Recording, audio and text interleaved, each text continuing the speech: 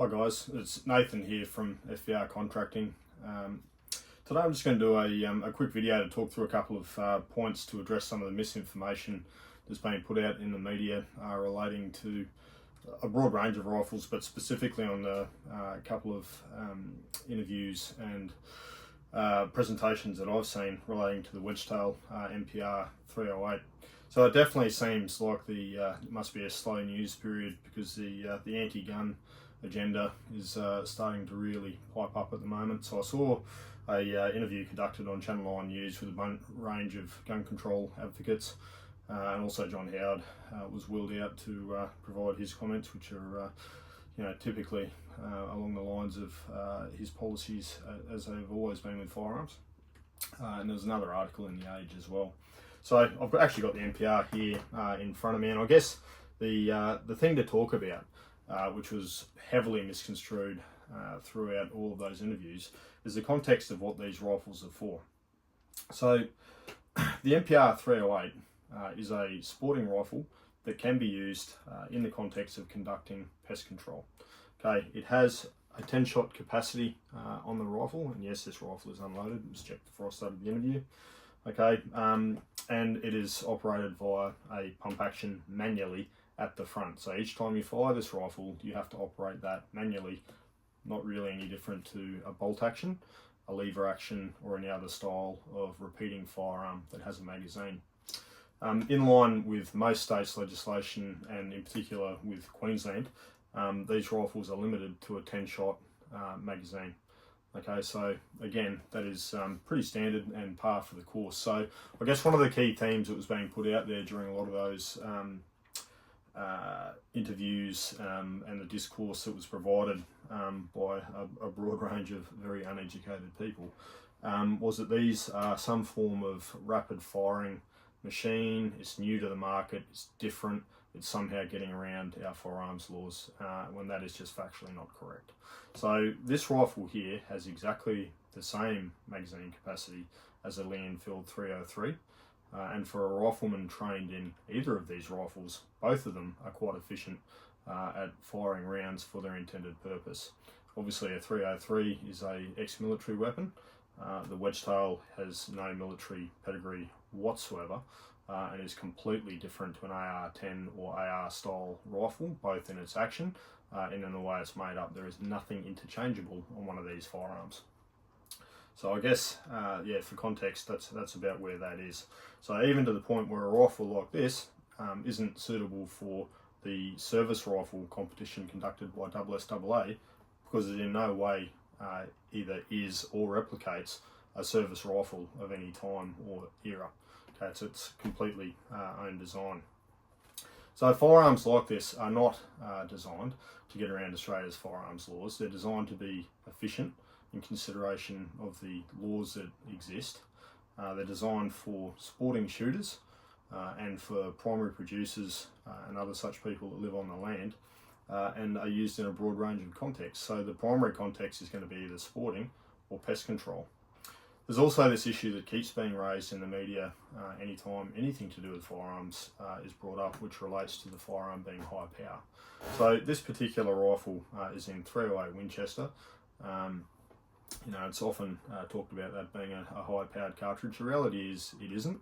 And if you go and have a look at some of the humane destruction guidelines or the PestSmart website or any of those similar styled resources, you'll identify that the .308 Winchester is in fact at the bottom end of the scale for humane destruction on medium animals.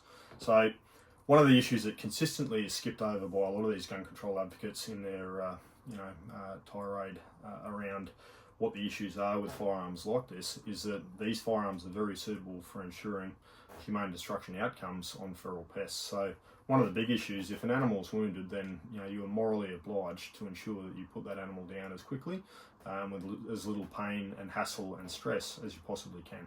And that's where a firearm like this, and indeed any other repeating firearm, i.e. you can get a second shot off or a third shot off relatively quickly, is useful because it enables that follow-up shot to ensure that the animal is destroyed humanely.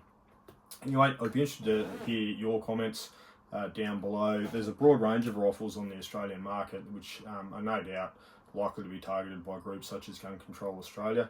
And again, it's largely sensational words that they like to use, inaccuracies around the style of the weapon and what it does and what it's designed for. And again, with the Wedgetail MPR, it was fairly poorly phrased, most of the information that came out over the last couple of days. So again, I know most of the people watching this are probably going to be fairly supportive of Australian firearms manufacturers, but all of the guys who are doing it have a tough gig.